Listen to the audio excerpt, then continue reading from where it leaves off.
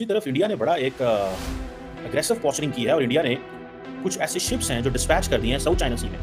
दोस्तों, भारत को लेकर एक चौंकाने वाली खबर पाकिस्तानी मीडिया की तरफ से सामने आ रही है और बाकायदा इसके ऊपर अब इंडियन मीडिया में भी आर्टिकल वगैरह छपने स्टार्ट हो चुके हैं। दरअसल खबर सामने आ रही है कि भारत ने साउथ चाइना सी में अपने वॉरशिप को रवाना किया है और ये इवेंट अपने आप में काफी ज्यादा महत्वपूर्ण है, क्योंकि एक तरफ तो भारत और चीन के बीच में LAC पर तनाव काफी ज्यादा है, दूसरी ओर हाल ही में ताइवान के नए राष्ट्रपति ने शपथ ली है और उन्होंने राष्ट्रपति बनते ही चीन को धमकी दे डाली है। क्या कुछ साउथ चाइना सी में इस समय चल रहा है और क्यों पाकिस्तान और चीनी मीडिया में इसको लेकर काफी ज्यादा शोर मचाया जा रहा है, इस चीज के ऊपर डिटेल में इस वीडियो में बात करेंगे, इसीलिए वीडियो को अंत तक जरूर देखिएगा। सबसे पहले दोस्तों, आप स्क्रीन पर साउथ चाइना मॉर्निंग पोस्ट का आर्टिकल देख सकते हैं, जिसमें साफ लिखा हुआ है India sends warship to South China Sea in subtle reminder to Beijing. इसके अलावा आप टाइम्स ऑफ इंडिया का भी आर्टिकल अपनी स्क्रीन पर देख सकते हैं, जिसमें लिखा हुआ है Indian warship reach Manila as part of deployment to South China Sea. अब दोस्तों, भारत ने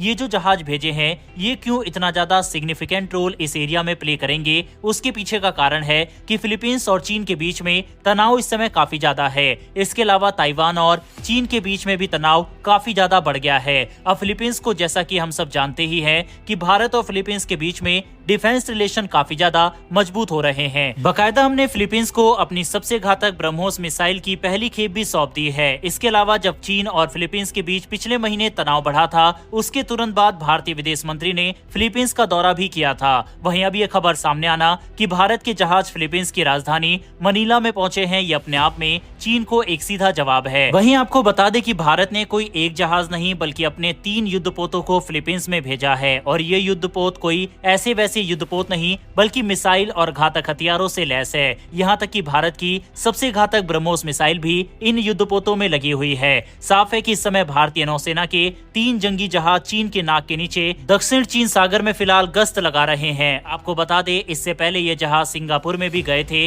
और अब चीन के एक बड़े दुश्मन फिलीपींस में डेरा डाले हुए हैं, जहां पर बकायदा फिलीपींस ने इन जहाजों का जोरदार स्वागत भी किया है। फिलीपींस की नौसेना ने भारतीय नौसेना के सम्मान में एक समारोह का भी आयोजन किया था। पिछले कुछ महीनों में कई बार ऐसा देखा गया है कि जब चीन और फिलीपींस की नौसेना आमने सामने आई हो, ऐसे में फिलीपींस और चीन के बीच में मौजूदा हालात को देखते हुए एक युद्ध की भी आशंका जताई जा सकती है। अब ऐसे में भारत इंडियन ओशियन में अपने आप को एक सिक्योरिटी प्रोवाइडर के रूप में दुनिया को बताता है और साउथ चाइना सी में अपने जहाजों को भेजकर भारत ये चीन को दिखाना चाहता है कि साउथ चाइना सी में भी भारत अपने मित्र देशों के साथ फिलहाल खड़ा हुआ है। इसी के तहत भारत ने अपने 3 जहाज INS दिल्ली, INS शक्ति और INS किल्टन को साउथ चाइना सी के दौरे पर भेजा है। अमूमन दोस्तों, अभी तक हम ये देखते हुए आए हैं कि अमेरिका, ब्रिटेन के ही जहाज इस तरह से साउथ चाइना सी में कई बार गश्त लगाने के लिए आते थे। इसके अलावा चीन भी कई बार अपने जहाजों को ताइवान, फिलीपींस, जापान, यहाँ तक कि भारतीय सीमा के पास भी